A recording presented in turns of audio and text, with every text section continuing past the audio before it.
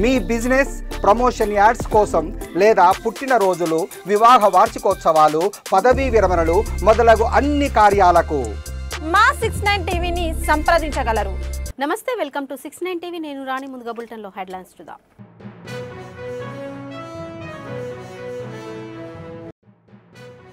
ఉస్మానియా యూనివర్సిటీలో దివాళీ మిలన్ 2025లో పాల్గొన్న కేంద్ర మంత్రి. విదేశీ విద్యార్థులతో కలిసి ఘనంగా దీపావళి సంబురాలు చేసుకున్న మంత్రి కిషన్ రెడ్డి.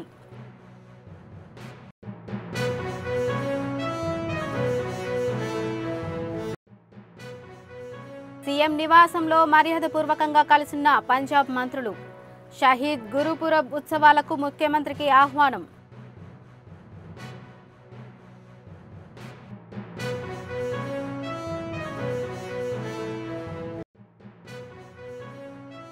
ఏపీలో వరల్డ్ క్లాస్ ఎడ్యుకేషన్ లక్ష్యంగా విప్లవాత్మక సంస్కరణలు.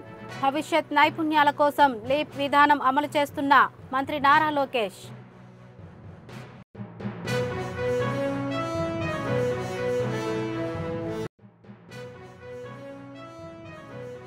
కేసీఆర్, కేటీఆర్ పై మంత్రి సీతక్క ఘాటు విమర్శలు. నవీన్ యాదవ్ గెలుపుతో జూబ్లీహిల్స్ అభివృద్ధి సాధ్యం.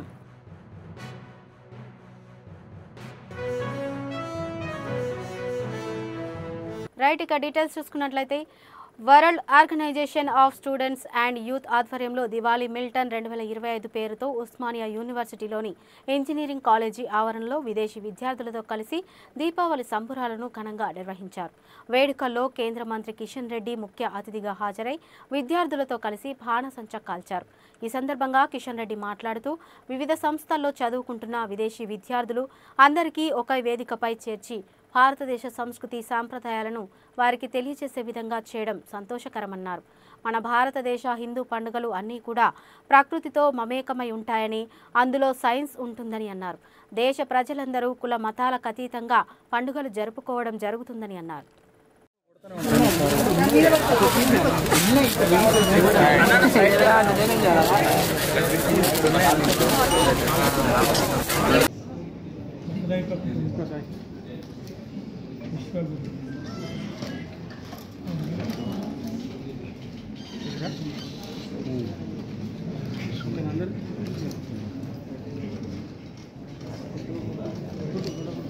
స్టూడెంట్స్ అండ్ యూత్ ఆధ్వర్యంలో ఈరోజు హైదరాబాద్ నగరంలో ఉన్నటువంటి వివిధ విద్యా సంస్థల్లో చదువుకుంటున్నటువంటి విదేశీ విద్యార్థులను మరి ఈ వేదిక మీదకి తీసుకొచ్చి దీని ద్వారా ఈరోజు దీపావళి పండుగ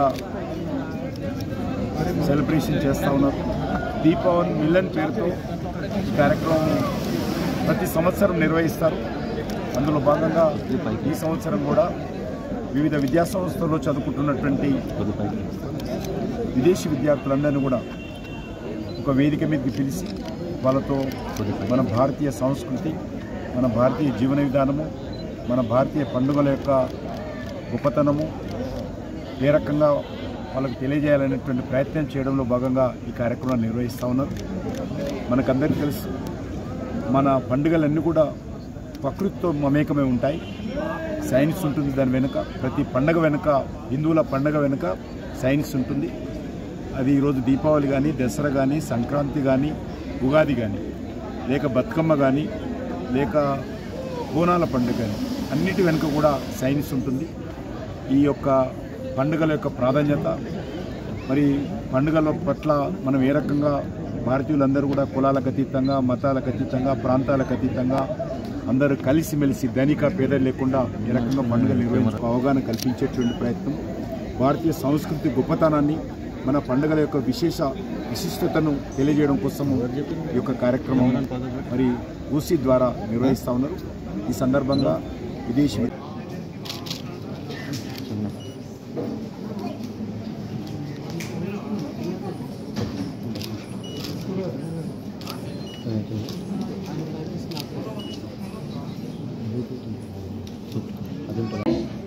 TKF Dr. Malibeka, their guest as well. A huge round of applause, ladies and gentlemen.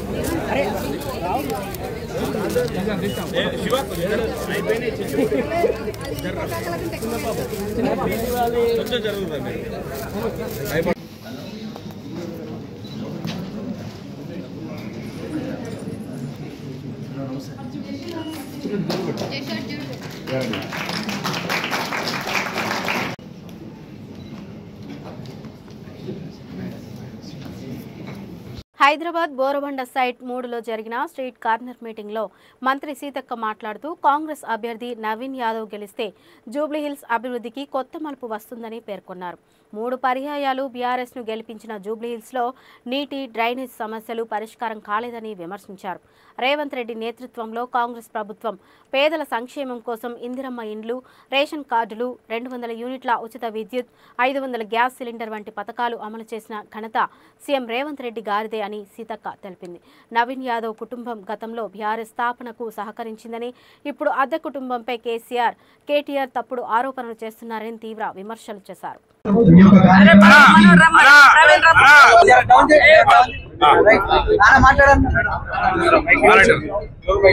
Borabanda division లో ప్రచారంలో భాగంగా ఎన్ఆర్ఆర్పురం సైట్ 3 ఇటు తిరగడం ప్రచారం చేయడం జరుగుతోంది. మరి వారం రోజులుగా సీతక్క గారు ఈ ప్రాంతంలో తిరుగుతూ ప్రజల సమస్యలు తెలుసుకుంటూ చేసినటువంటి అభివృద్ధి కార్యక్రమాల్ని ప్రజలకు గుర్తు చేస్తూ సంక్షేమ పథకాలు తీసుకున్నటువంటి అర్హులందరూ కూడా మాకు మద్దతు పలకడం చాలా సంతోషంగా ఫీల్ అవుతున్నాం. ప్రచారం చాలా బాగా జరుగుతోంది. ప్రజల స్పందన చూస్తుంటే ఈ ప్రాంతం నుండి మంచి మెజార్టీ ఓట్స్ వస్తాయని చెప్పి భావిస్తా ఉన్నాము.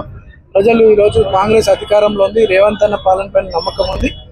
కాంగ్రెస్కే గెలిపించుకొని బస్తీలు డెవలప్ చేసుకోవాలి, భవిష్యత్తుని బలపరచుకోవాలనే విధంగా ప్రజల అభిప్రాయం ఉంది. వాళ్ళ ఆశీర్వాదంతో జూబ్లీహిల్స్ తప్పకుండా కాంగ్రెస్ పార్టీ మంచి మెజార్టీతో గెలవబోతోంది. బీఆర్ఎస్ పార్టీ మరి చేసినటువంటి సంక్షేమ కార్యక్రమాలు ఏమీ లేక, అభివృద్ధి ఏమీ లేక, కేవలం సెంటిమెంటు లేదా మరి నవీన్ యాదవ్ గారి క్యారెక్టర్ ను అసాసినేషన్ చేయడము, మరి క్యారెక్టర్ ను లేదా ఆయన మీద లేనిపోని అటువంటి అనేక రకాల తప్పుడు ఆరోపణలతో బీఆర్ఎస్ పార్టీ ఇతరుల పేర్ల మీద కూడా తప్పుడు ప్రింటులు చేసి పంచడం నిస్సిగ్గు. మీకు నిజాయితీ ఏదైనా ఉంటే మీరు ఏం చేసిరో చెప్పుకొని ఓట్లు అడగండి. అంతేగాని నవీన్ యాదవ్ గారిని వాళ్ళ కుటుంబాన్ని ఇవాళ తులనాడి లేదా తప్పుడు సోషల్ మీడియా ద్వారా తప్పుడు ప్రచారం చేసుకొని ఓట్లు వస్తాయంటే అది మీ భ్రమ. ఇప్పటికైనా మీరు నిజంగా బీఆర్ఎస్ పార్టీ ఒక నిజానికి పుట్టింది నిజమైన పార్టీ అయితే నిజాల మీద నిలబడి మాట్లాడండి. తప్పుడు ఆరోపణలు బంద్ చేయండి అని సందర్భంగా వాళ్ళను హెచ్చరిక చేస్తా ఉన్నాం. కేసీఆర్ గారు నిన్నేదో మాట్లాడినట్టుగా వచ్చింది. అయ్యా నవీన్ యాదవ్ తండ్రి మీకు బండిస్తేనే మీరు బయటకు వచ్చిరని ప్రచారం ఉంది. మరి వాళ్ళ సాయంతో నువ్వు ఉద్యమ నేతగా బయటకు వచ్చినావు అనేటువంటి వాస్తవాలు ఇగో మా వాళ్ళు కూడా నీతో ఆ రోజు ఉన్నటువంటి టీఆర్ఎస్ లో పనిచేసినటువంటి మా శోభక్క లాంటి వాళ్ళు చెప్తా ఉన్నారు. అంటే ఈ రోజు తిన్నింటికి మరి కన్నం పెట్టే నేచర్ ఎవరిదంటే కేసీఆర్ కుటుంబంది, కేటీఆర్ది, బీఆర్ఎస్ నాయకులది. అనేక మంది టీఆర్ఎస్ ఉద్యమంలో పనిచేసినటువంటి వాళ్ళను మరి వాళ్ళ కుటుంబ పాలన కోసం, కుటుంబ నాయకత్వం కోసం ఎల్లగొట్టినటువంటి చరిత్ర మీది. ఇవాళ మరి రౌడీ షీటర్లు అది ఇదని మాట్లాడుతున్నాడు. మరి నిన్న అసలు ఒక పాపం ఆయనేమో నవీన్ యాదవ్ చిన్న పిల్లగాడు, నీతిగా నిజాయితీగా ప్రజా సమస్యల మీద గల్లీ గల్లీకి గడపకు మరి ఓడినా గెలిచినా ప్రజల మధ్య ఉండి పని చేసిండు. ఈ రోజు మీరు ఇలాంటి మాటలు అనడానికి మీకు నోరెట్లొచ్చిందయా? ఇవాళ నిన్న ఒక రౌడీ షీటర్ అనేటువంటి వ్యక్తి మీరే మీ ప్రభుత్వంలో కేసులు పెట్టిర్రు.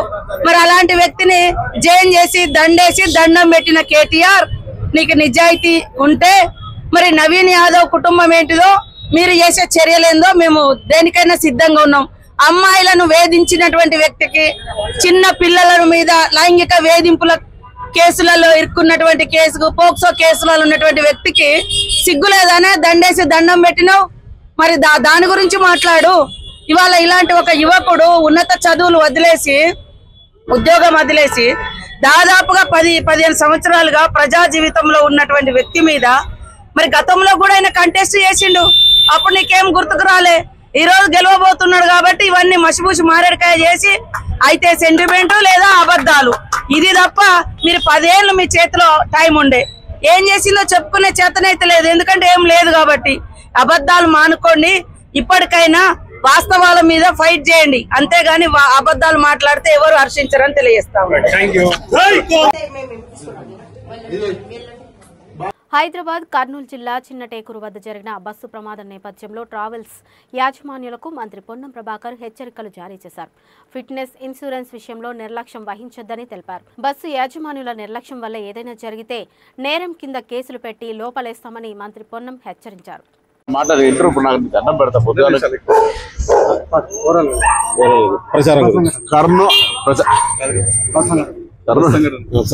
కర్నూలులో జరిగినటువంటి బస్సు సంఘటన మా అందరికీ దిగ్భ్రాంతిని గురి చేసింది.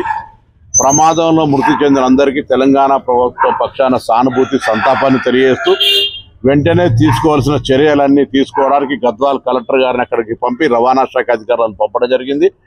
ఆంధ్ర మంత్రి రవాణా శాఖ గారితో పాటుగా కలెక్టర్ డిఐజీ గారులతో మాట్లాడి సమన్వయం చేస్తున్నాం. ముఖ్యమంత్రి గారు ఉదయాన్నే ఆదేశించినారు. అన్ని రకాల తెలంగాణ ప్రభుత్వం తరఫున అక్కడ సహాయ చర్యలు కావచ్చు లేకపోతే దానికి సంబంధించిన చర్యలన్నింటి లోపల మనం తెలంగాణ ప్రభుత్వం తరఫున స్పందించమని సంఘటన విచారణకు కూడా ఆదేశించినాం. అదేవిధంగా రవాణా శాఖ అధికారులను రాష్ట్ర స్థాయిలో ఇటువంటి బస్సులకు సంబంధించి కానీ తదితర రవాణా వాహనాలను ప్రజా రవాణా వాహనాలకు సంబంధించినటువంటి అన్ని నియమ నిబంధనలకు సంబంధించి చెక్ చేయమని కూడా ఆదేశించినాం. భవిష్యత్తులో జరగకుండా ఉండడానికి తెలంగాణ, కర్ణాటక, ఆంధ్ర రవాణా శాఖ మంత్రులము అధికారులను కలిసి భవిష్యత్తు కార్యాచరణ తీసుకునే ప్రయత్నం చేస్తాం. తిరుపతి ఘాట్ రోడ్డు మీద ఏ విధంగా అయితే బస్సు ఏదైనా వాహనం పైకి ఎక్కేటప్పుడు, దిగేటప్పుడు, చేరేటప్పుడు దానికి సంబంధించి ఒక టైం బాండ్ ఉందో ఇక్కడ కూడా ఇటువంటి ప్రాంతాలకు బెంగళూరు, తిరుపతి, రాజమండ్రి, వైజాగ్ లాంటి పోయే ప్రాంతాల లోపల హైదరాబాద్ నుంచి ఎన్ని గంటలకు బయలుదేరుతుంది, ఎన్ని గంటలకు చేరాలి, స్పీడ్ లిమిట్ అనేటువంటి దాని విధంగా కొంత ఆర్టిఫిషియల్ ఇంటెలిజెన్స్ టెక్నాలజీని కూడా వాడుకొని రక్షణకు సంబంధించి అన్ని రకాల చర్యలు తీసుకునే ప్రయత్నం చేస్తాం. ప్రభుత్వం చాలా దిగ్భ్రాంతిని వ్యక్తం చేస్తూ ఉంది.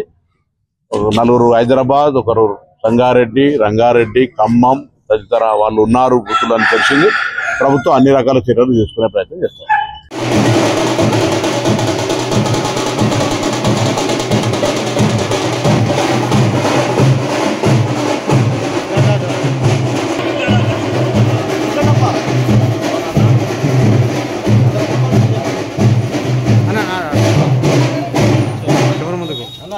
సార్ ముందుకు రాక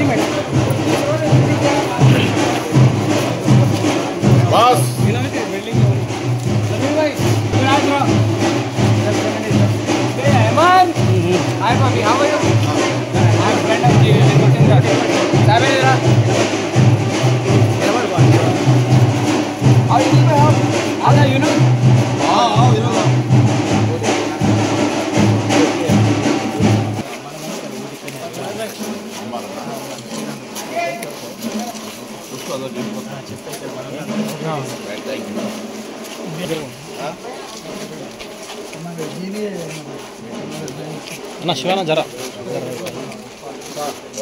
రైట్ అన్న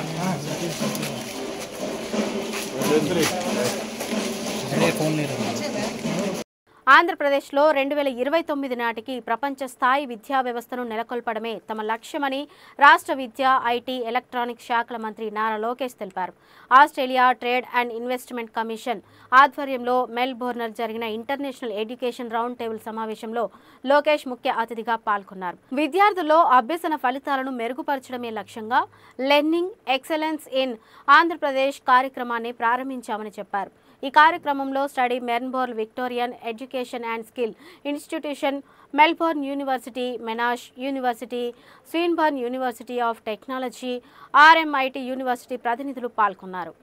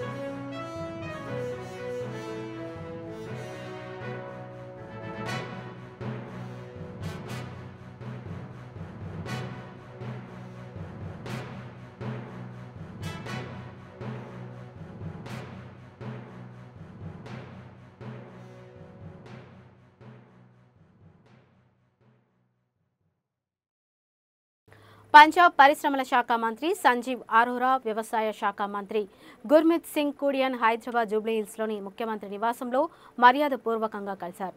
వచ్చే నెల జరగనున్న శ్రీ గురుతేజ్ బహదూర్జీ 350వ షహీదీ గురుపురబ్ వార్షికోత్సవ వేడుకలో పాల్గొనాల్సిందిగా ముఖ్యమంత్రిని ఆహ్వానించారు.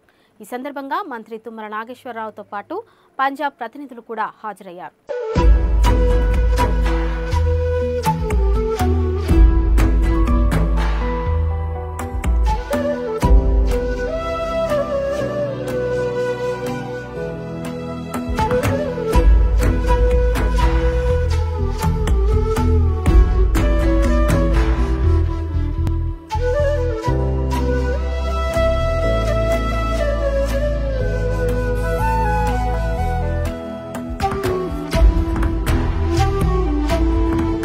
సంగారెడ్డి జిల్లా గుమ్మడిదెల్ల మండలం దోమడుగు గ్రామం నల్లచెరువు కాలుష్యానికి కారణమైన హెట్రోడ్రగ్స్ యాజమాన్యం వెంటనే అరెస్ట్ చేయాలని సిపిఎం జిల్లా కార్యదర్శి గొల్లపల్లి జయరాజు ప్రభుత్వంకు డిమాండ్ చేశారు.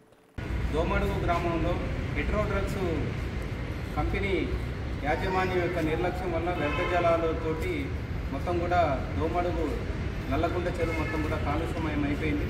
దాంతోపాటు కిందున్న 4-5 చెరువులు మొత్తం కూడా పూర్తిగా కాలుష్యమయం కావడంతో రైతుల యొక్క పంట పొలాలు తీవ్రంగా నష్టపోతున్నాయి. పాడి పశువులు మృతి చెందుతూ ఉన్నాయి. ప్రజలు తీవ్ర ఇబ్బందులు పడుతూ ఉన్నారు. తక్షణమే హెట్రోడ్రగ్స్ యాజమాన్యం పైన చర్యలు తీసుకోవాలని ఈరోజు సిపిఎం పార్టీ ఆధ్వర్యంలో జిల్లా జాయింట్ కలెక్టర్ గారికి వినతిపత్రం ఇవ్వడం జరిగింది. అదేవిధంగా ఈరోజు డీసీపీ అధికారులు చాలా నిర్లక్ష్యంగా వ్యవహరిస్తూ ఉన్నారు. నిర్లక్ష్యంగా వ్యవహరిస్తున్న డీసీపీ ఈని వెంటనే సస్పెండ్ చేయాలని చెప్పేసి సిపిఎం పార్టీ తరఫున డిమాండ్ చేస్తున్నాం.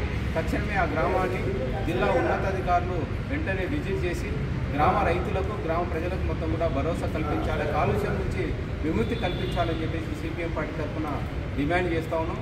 లేనిచో పెద్ద ఎత్తున ఆందోళన చేస్తామని చెప్పేసి హెచ్చరిక చేస్తా ఉన్నాం. భాగ్యనగరంలో గోరక్షక సోను సింగ్ పై జరిగిన దాడిని ఖండిస్తూ విశ్వ హిందూ పరిషత్ తరపున రాష్ట్ర వ్యాప్తంగా జిల్లా హెడ్ క్వార్టర్ లోపల నిరసన కార్యక్రమాలు చేపట్టారు. ఇందులో భాగంగా జిల్లా కలెక్టర్కి నిరసన పత్రాన్ని సమర్పించారు. ఈ కార్యక్రమంలో విశ్వ హిందూ పరిషత్ మరియు హిందూ బంధువులందరూ పాల్గొన్నారు.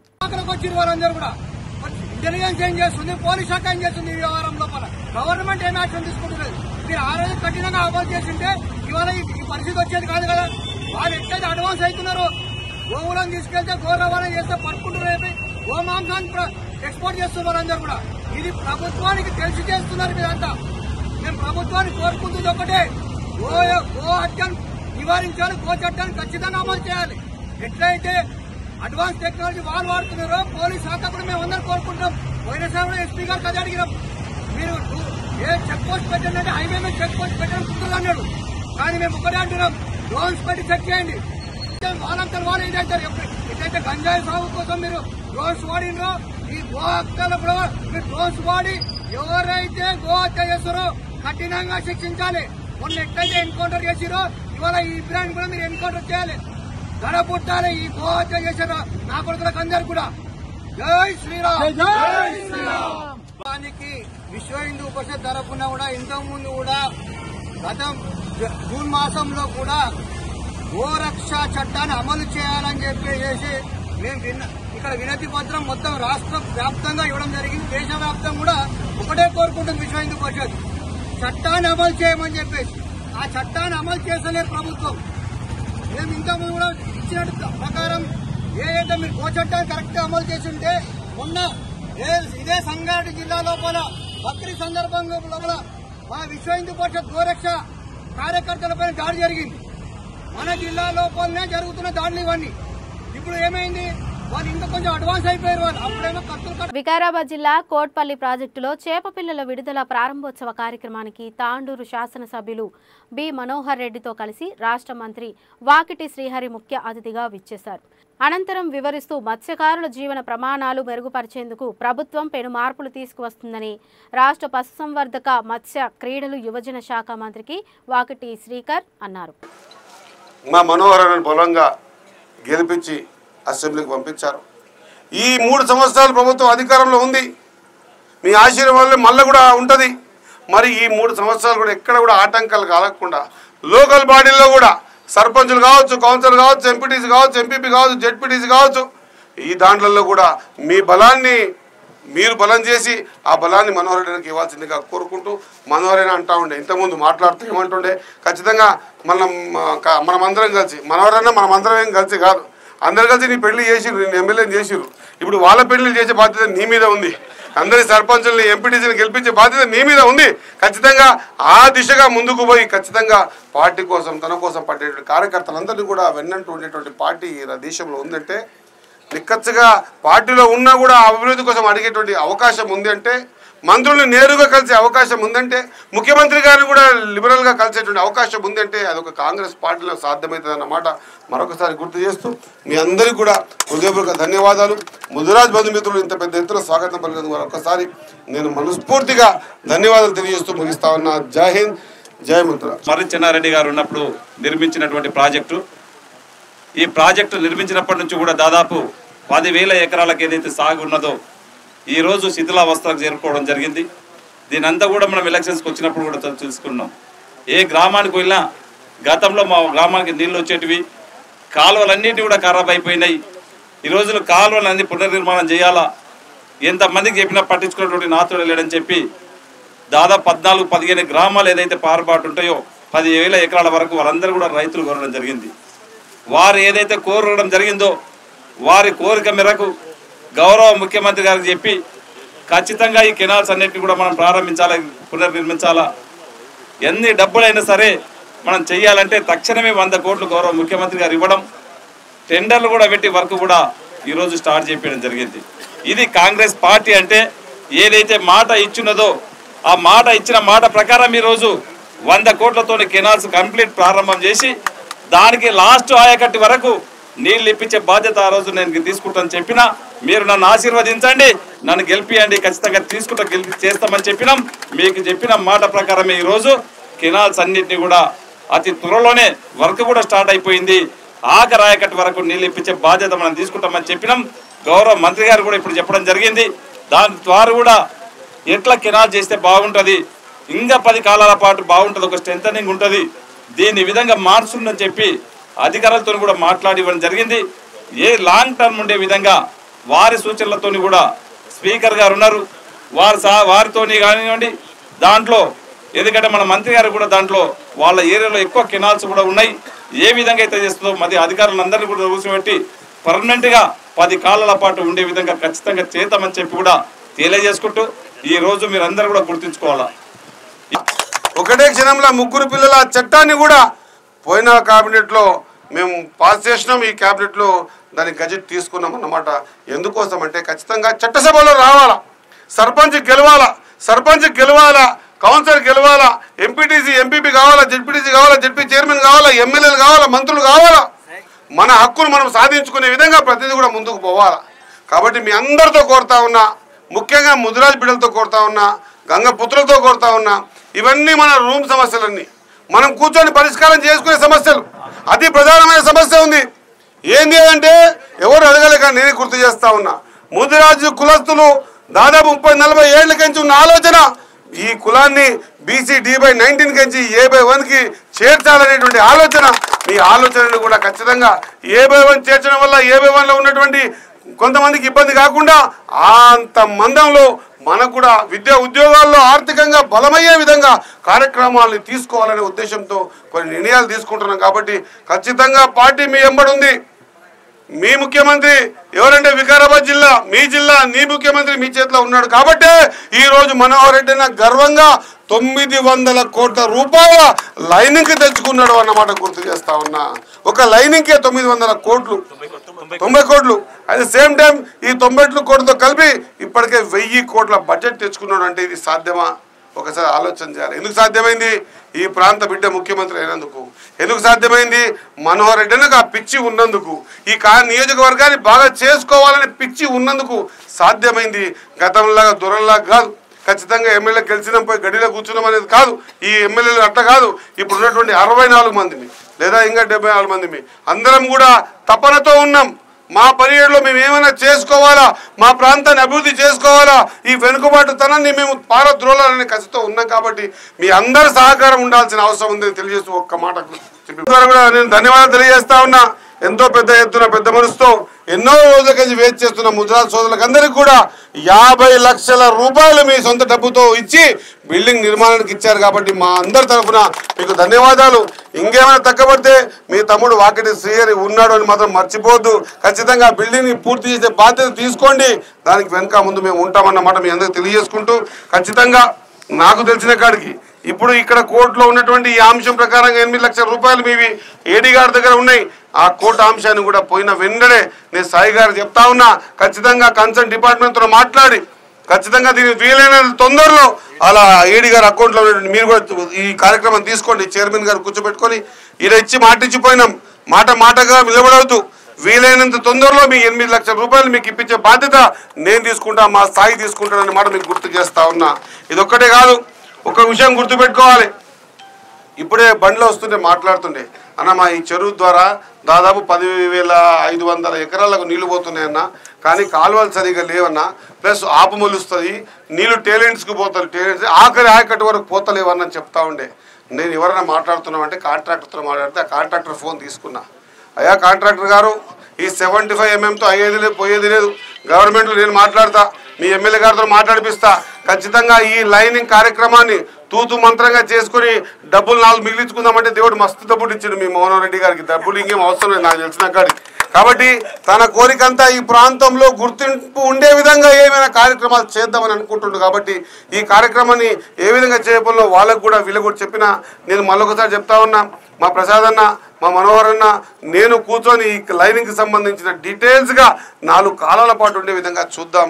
ఇది మీ ప్రభుత్వం, ఈ డబ్బులు మావేం కాదు, మా జేబులకి ఇచ్చేవేం కాదు, మీరు కట్టిన పన్నుల ద్వారా మీకు ఏ సంక్షేమ పథకాలు ఇవ్వాలనో ఆలోచన చేసేటువంటి ప్రభుత్వం. కాబట్టి ప్రతిదీ కూడా, ప్రతి రూపాయి కూడా జవాబుదారంతో మేము పనిచేస్తామన్నమాట మరొకసారి గుర్తు చేస్తూ, ఎంతో పెద్ద ఎత్తున ఎంతో వైభవంగా నా ముదిరా తమ్ముళ్ళు అన్నలందరూ కూడా స్వాగతం పలికినందుకు వారందరికీ కూడా నా హృదయపూర్వక శిరసుంచి నమస్కారాలు తెలియజేసుకుంటూ, ఖచ్చితంగా వెనుకబడ్డ జాతులు, ఎస్సీ ఎస్టీ బీసీ మైనార్టీలు, అగ్రవర్ణాల్లో ఉన్న పేదలందరూ కూడా సుభిక్షంగా ఉండడానికి సంక్షేమ పథకాలు 1, 2 నేను ఇప్పుడే చెప్తుంటే కానీ ఒకటి మా మనోహర్ సౌండ్ బాగా పెట్టలేడు అండ్ వేదిక ఇది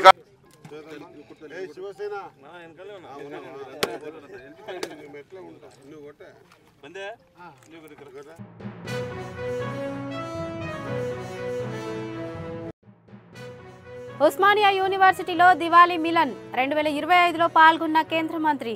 విదేశీ విద్యార్థులతో కలిసి ఘనంగా దీపావళి సంబురాలు చేసుకున్న మంత్రి కిషన్ రెడ్డి.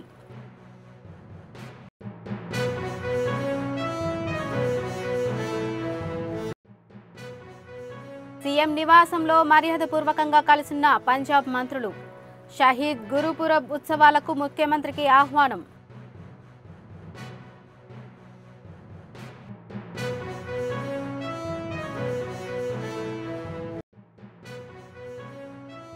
ఏపీలో వరల్డ్ క్లాస్ ఎడ్యుకేషన్ లక్ష్యంగా విప్లవాత్మక సంస్కరణలు. భవిష్యత్ నైపుణ్యాల కోసం లీప్ విధానం అమలు చేస్తున్న మంత్రి నారా లోకేష్.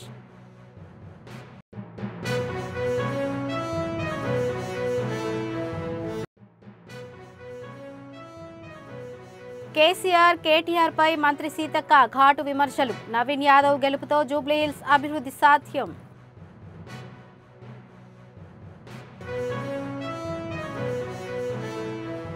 ఇవి ఇప్పటివరకున్న అప్డేట్స్. మరిన్ని అప్డేట్స్ కోసం చూస్తూనే ఉండండి 69 టీవీ న్యూస్. మీ బిజినెస్ ప్రమోషన్ యాడ్స్ కోసం లేదా పుట్టినరోజులు, వివాహ వార్షికోత్సవాలు, పదవీ విరమణలు మొదలగు అన్ని కార్యాలకు మా 69 టీవీని సంప్రదించగలరు.